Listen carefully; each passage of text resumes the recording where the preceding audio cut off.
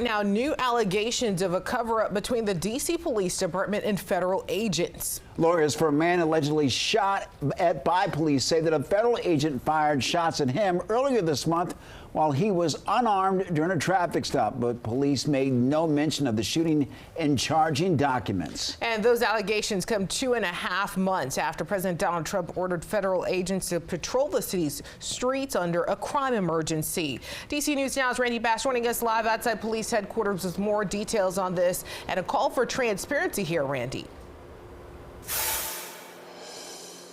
Yes, and the man behind the wheel no longer facing charges for fleeing a traffic stop after those charges were dropped, but now seeking justice as his lawyers say a federal agent shot at him while he was unarmed and that officers tried to cover it up.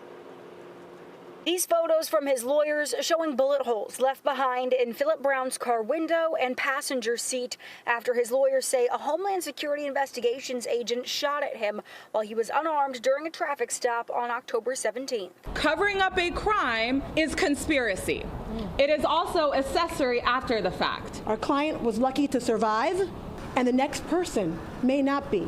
Charging documents for Brown, a 33-year-old black man, described the traffic stop during a collaborative enforcement effort between D.C. police and federal agencies, saying the white Dodge SUV he was driving along Benning Road didn't have a front plate and had dark tint on the windows, alleging that when officers and agents tried to pull him over, he revved the engine, drove toward officers standing nearby, and hit the car in front of him before he was taken into custody. Today, a DHS spokesperson telling DC News Now the suspect drove toward an officer and an agent in, quote, a deliberate attempt to run them down.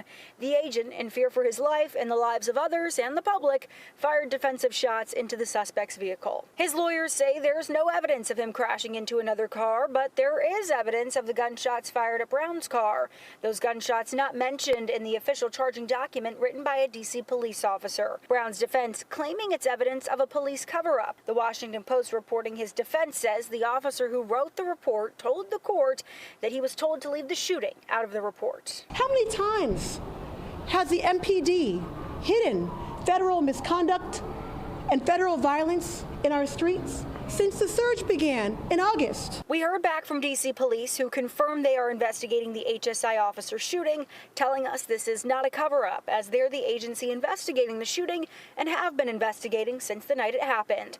They tell us the case will be independently reviewed by the United States Attorney's Office. MPD has stated in this case that they're going to conduct an internal investigation into this incident.